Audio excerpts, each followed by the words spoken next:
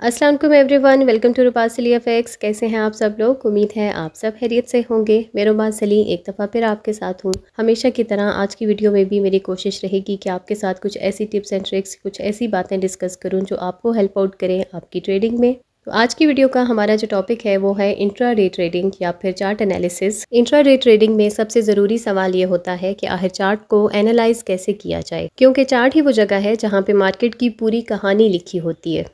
Buyers और sellers की ताकत, उनका मूड और आने वाले मूव्स की झलक। सक्सेसफुल ट्रेडर्स इसी चार्ट को पढ़कर एनालाइज कर अपना एक बेहतर तौर पे एंट्री और एग्जिट लेते हैं, जबकि मोस्टली जो बिगनर्स होते हैं वो कंफ्यूजन का शिकार होकर रॉन्ग एंट्रीज लेते हैं और अपने लॉसेस कर लेते हैं। तो आज की इस वीडियो में हम डिटेल से समझेंगे कि कौन से चार्ट पैटर्न्स इंट्राडे में काम आते हैं, सपोर्ट रेजिस्टेंस का क्या रोल है, वॉल्यूम एनालिसिस क्यों गेम चेंजर साबित होता है, या फिर ब्रेकआउट ब्रेकडाउन को सही तौर पे आइडेंटिफाई करने का क्या तरीका है, और वो कौन सी मिस्टेक्स हैं जिनसे बचकर आप भी एक बेहतर ट्रेडर बन सकते हैं। वीडियो में आगे बढ़ने से पहले कमेंट में ये जरूर बताइएगा कि आप लोग हमारी वीडियो कहाँ से देख रहे हैं, ताकि हमें अंदाजा हो सके कि हमारी ट्रेडिंग फैमिली कहाँ तक है। और ये जो वीडियोस आपके लिए हम बनाते हैं, ये तमाम वीडियोस एजुकेशनल पर्पस के लिए बनाई जाती हैं। आप लोगों ने ये बात ज़रूर जहन में रखनी है कि ट्रेडिंग वो चीज़ है जिसमें 50% लॉस है और 50% प्रॉफिट भी है। आप सिर्फ प्रॉफिट का सोच के इसमें नहीं आ सकते, इसमें लॉस के चांसेस साथ साथ रहते हैं। अच्छा जी, अब जब बात आती है इंट्राडे ट्रेडिंग की, तो उसमें सबसे पहली चीज़ जो हमारे पास होती है वो होती है चार्ट एनालिसिस। चार्ट दरअसल उस लैंग्वेज की तरह है जो हमें मार्केट के हवाले से इशारे कर रहा होता है। अगर आप चार्ट पढ़ना नहीं जानते तो आपकी एग्जाम्पल एक ऐसे इंसान की होगी जो बिना नक्शे के किसी ऐसे सिटी में चला जाए या ऐसे मुल्क में चला जाए जहाँ के रास्तों को वो नहीं जानता।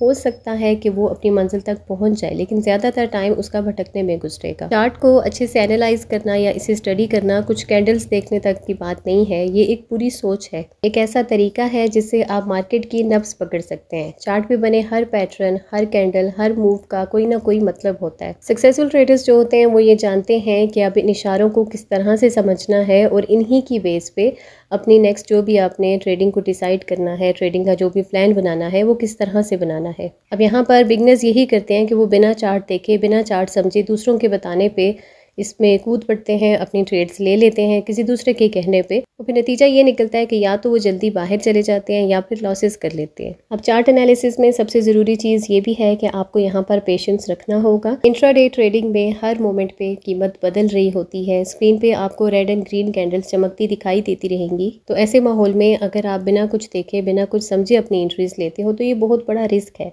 सही तरीका ये है कि आप पहले चार्ट को खोलें और देखें कि पिछले कुछ घंटों में मार्केट का ट्रेंड क्या रहा है। क्या कीमत ऊपर जा रही है या फिर नीचे गिर रही है या फिर मार्केट साइड फेज में है। ट्रेंड को पहचानना एनालिसिस का सबसे पहला स्टेप है। एक और जो ज़रूरी चीज़ है वो आ जाती है टाइम फ्रेम की। बहुत से ट्रेडर्स या बिगनर्स ये समझते हैं कि इंट्राडे ट्रेडिंग का मतलब ये है सिर्फ 5 मिनट या 15 मिनट को देखना, जबकि सच ये है कि जो सक्सेसफुल ट्रेडर्स होते हैं वो एक ही टाइम पे मल्टीपल टाइम फ्रेम्स को देखते हैं। जैसे अगर आप 15 मिनट के टाइम फ्रेम में चार्ट को देख रहे हैं तो साथ ही 1 घंटे के टाइम फ्रेम में भी देखें। इससे आपको बड़े ट्रेंड का अंदाजा हो जाएगा और छोटे मूवमेंट को समझना आसान होगा। चार्ट एनालिसिस करते हुए एक और ज़रूरी चीज़ जो है वो है सपोर्ट और रेजिस्टेंस को समझना। मार्केट में कुछ लेवल्स ऐसे होते हैं जहाँ पे बायर ज़्यादा पावरफुल होते हैं तो उसको सपोर्ट लेवल कहा जाता है, जबकि कुछ लेवल्स ऐसे होते हैं जहाँ पर सेलर्स का प्रेशर ज़्यादा हो जाता है तो उन्हें रेजिस्टेंस लेवल कहा जाता है। अगर आप इन लेवल्स को आइडेंटिफाई कर पाते हैं तो आपके लिए आसान हो जाएगा ये समझना कि आपको कहां से बाय करना है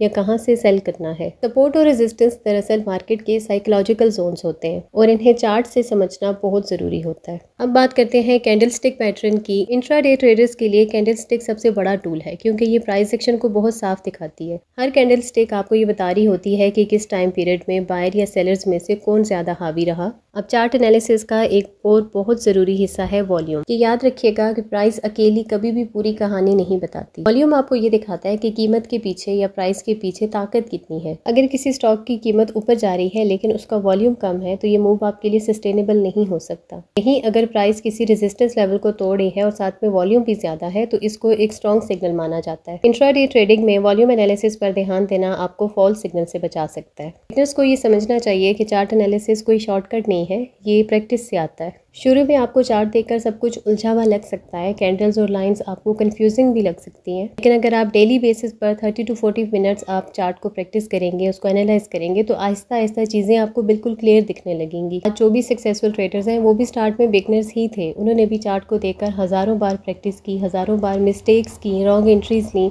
लेकिन फिर भी अपनी प्रैक्टिस को जारी रखा। इंट्राडे ट्रेडिंग रिस्की है, इसमें कोई शक नहीं। अगर आप बिना चार्ट एनालिसिस किए डायरेक्टली कोई एंट्री ले लेते हो तो ये बहुत बड़ा खतरा है। ऐसे में अगर आप दूसरों के कहने पर या बिना चार्ट को देखे कोई एंट्री ले रहे हो तो ये बिल्कुल ऐसा है जैसे कोई डॉक्टर किसी मरीज़ की रिपोर्ट देखे बिना उसको मेडिसिन लिखते। चार्ट एनालिसिस सीखते हुए आपको एक और चीज़ अपने माइंड में रखनी चाहिए, वो है इमोशनल कंट्रोल। कई बार ऐसा होता है कि चार्ट आपको साफ साफ दिखाई दे रहा है, उस पर एक साफ सिग्नल आपको मिल रहा है, लेकिन ट्रेडर्स अपने इमोशंस की वजह से उसको इग्नोर कर देते हैं।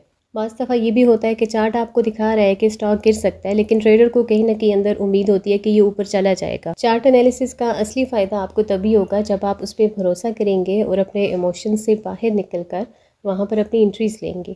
जब कोई बिगनर इंट्राडे ट्रेडिंग स्टार्ट करता है तो उसे ये चीज़ें बहुत मुश्किल लगती हैं। वो सोचता है कि चार्ट को देखकर बहुत कन्फ्यूजन हो रही होती है, समझ में नहीं आ रहा होता, चीज़ें उलझाने लगती हैं। लेकिन सच ये है कि जो भी सक्सेसफुल ट्रेडर्स हैं वो भी उन्हीं चार्ट पैटर्न्स को, उन्हीं कैंडल स्टिक पैटर्न्स को देख रहे होते हैं जिन्हें कोई बिगनर देख रहा है। वो भी उन्हीं को देखकर अपने डिसीजंस लेते हैं जिन्हें कोई बिगनर देखकर सीख सकता है। फ़र्क सिर्फ इतना होता है, सक्सेसफुल ट्रेडर्स जो होते हैं वो उन्हें अपनी बार बार की प्रैक्टिस की वजह से सही तौर पर पहचानने लगते हैं और सही वक्त पे इस्तेमाल करते हैं। सबसे कॉमन चार्ट पैटर्न्स जो कि बिगनर्स को पहले सीखने चाहिए वो सिंपल है और बहुत कॉमन है, वो है head and shoulder, double top और डबल बॉटम, ट्रायंगल पैटर्न्स। मान लो कि कहीं पे हेड एंड शोल्डर पैटर्न बन रहा है तो इसका मतलब है कि ट्रेंड थक चुका है और रिवर्सल आने वाला है। वहीं पे ट्रायंगल पैटर्न आपको ये दिखाता है कि मार्केट एक जगह पे फंस चुकी है और जल्दी ही या तो ब्रेकआउट होगा या फिर ब्रेक डाउन। इंट्राडे ट्रेडिंग में ऐसे मोमेंट्स पे नज़र रखना सबसे ज़रूरी होता है क्योंकि यहीं से कोई बड़ा मोमेंट निकलता है। अब अगर हम बात करें कुछ कॉमन मिस्टेक्स की, तो उनमें सबसे पहली मिस्टेक जो हमेशा हम डिस्कस भी करते हैं वो है ओवर ट्रेडिंग की। चार्ट्स में हर कैंडल को सिग्नल समझकर उस पर ट्रेड करना भी गलत है। प्राइस एक्शन एनालिसिस आपको ये सिखाता है कि हर मूव ट्रेड करने लायक नहीं होता। सक्सेसफुल ट्रेडर्स जो होते हैं वो पूरे दिन में अगर ज़्यादा ना भी कर पाएँ, 2 से 3 ट्रेड्स भी अच्छी और सक्सेसफुल कर लें तो उस पर भी वो सेटिस्फाई होते हैं क्योंकि उनको पता होता है कि उन्होंने हर चीज़ को अच्छे से एनालाइज किया। दूसरी जो कॉमन गलती मोस्टली ट्रेडर्स से होती है वो होती है स्टॉप लॉस को इग्नोर कर देना। अब चार्ट को आपने एनालाइज कर लिया और एक अच्छी एंट्री ले ली, लेकिन फिर भी आपको ये चीज़ माइंड में ज़रूर रखनी होगी कि हो सकता है हर बार एनालिसिस ठीक ना हो। वो इस सूरत में कि कभी ये भी हो सकता है मार्केट अचानक आपके अगेंस्ट हो जाए, अचानक से कोई स्पाइक उसमें आ जाए। तो इसलिए चाहे आपने कितना भी अच्छे से एनालिसिस किया हो, हर बार स्टॉप लॉस लगाना बहुत ज़रूरी है ताकि अगर इन केस कोई नुकसान हो जाता है तो वो कम से कम हो। कई बिगनर्स का ये भी मानना होता है कि स्टॉप लॉस जो है ये मार्केट मेकर्स हिट करवा देते हैं, इसलिए वो इसको यूज़ नहीं करते। लेकिन सच ये है कि बिना स्टॉप लॉस के आप ट्रेडिंग कर रहे हैं अगर, तो ये सबसे बड़ा खतरा है आपके लिए। इसके अलावा जो मोस्ट कॉमन और मिस्टेक्स होती हैं उनमें एक तो है कि आप अपने इमोशंस को कंट्रोल नहीं कर पाते। अब चार्ट आपको साफ साफ दिखाई दे रहा है कि यहाँ से बाय बनती है, लेकिन आप अपने इमोशंस में आकर सोचते हैं कि नहीं यहाँ से गिर सकती है, यहाँ से गिर सकती है, आप उसको सेल में ले जाते हैं। या फिर समटाइम्स ये होता है, एक और मिस्टेक ये हो जाती है कि आप अपने ग्रीड को कंट्रोल नहीं कर पाते। आपके पास जो आपका टारगेटेड प्रॉफिट था वो बन चुका है, आपने जितना सोचा था, जितना प्लान किया था कि मेरा आज के दिन का ये टारगेट है, इतना प्रॉफिट मुझे चाहिए, वो आपको मिल चुका है, तो फिर आपको साइड पे हो जाना चाहिए। लेकिन आप क्या करते हैं, आप सोचते हैं कि नहीं चलें कुछ और मज़ीद बन जाए, मज़ीद प्रॉफिट बन जाए। वहाँ पे आप दोबारा से एंट्रीज़ लेते रहते हैं और ये करते करते आपने जो प्रॉफिट बनाया होता है, कोई एक ऐसी रॉन्ग एंट्री आप ले लेते हैं जिसकी वजह से आपका जितना भी दिन का प्रॉफिट होता है आप उसको वेस्ट कर देते हैं। प्राइस एक्शन एनालिसिस आपके लिए तभी काम करेगा जब आप अपने इमोशंस को, अपने ग्रीड को, अपने एग्रेशन को या फिर अपने माइंड को कंट्रोल करेंगे।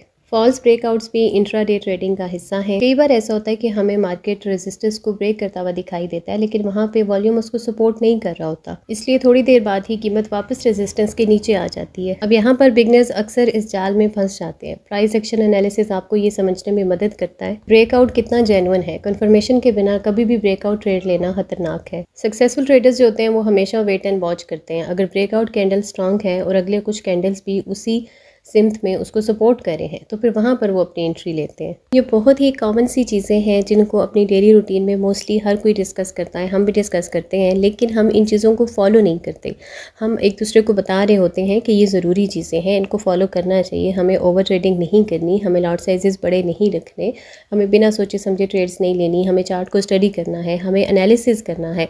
लेकिन हम इन चीज़ों को फोकस नहीं कर रहे होते हैं, हम इन चीज़ों को फॉलो नहीं कर रहे होते, हम सिर्फ बोल रहे होते हैं। हम इन चीज़ों को बोलते हैं लेकिन इनको फॉलो नहीं करते। तो जब तक आप इन चीज़ों को फॉलो नहीं करेंगे तब तक आप कभी भी सक्सेसफुल ट्रेडर नहीं बन सकते, तब तक आपसे मिस्टेक्स होती रहेंगी, तब तक आप प्रॉफिट अपने नहीं बना सकते, आप लॉसेस में ही रहेंगे। तो अगर आप अपने आप को लॉसेस से निकालना चाहते हैं, अपने प्रॉफिट्स बनाना चाहते हैं, तो ये कुछ मेन चीज़ें हैं जिनको अपनी ट्रेडिंग का, अपनी लाइफ का, अपने माइंड का हिस्सा बना लें कि जब भी मैंने ट्रेडिंग करनी है ये वो चीज़ें हैं, ज़रूरी और बुनियादी चीज़ें हैं जो मैंने सीखनी है, समझनी है और फिर इनको फॉलो भी करना है। आप बिगनर हैं तो ये सारी चीज़ें आपके लिए ज़रूरी है, इनको सीखिए। सीखने के लिए मुख्तलिफ प्लेटफॉर्म्स आपके लिए मौजूद हैं, एजुकेशनल वीडियोस भी मौजूद हैं। रुबासली एफएक्स की भी एजुकेशनल वीडियोस यूट्यूब पर आपके लिए मौजूद हैं, आप यहाँ से भी सीख सकते हैं।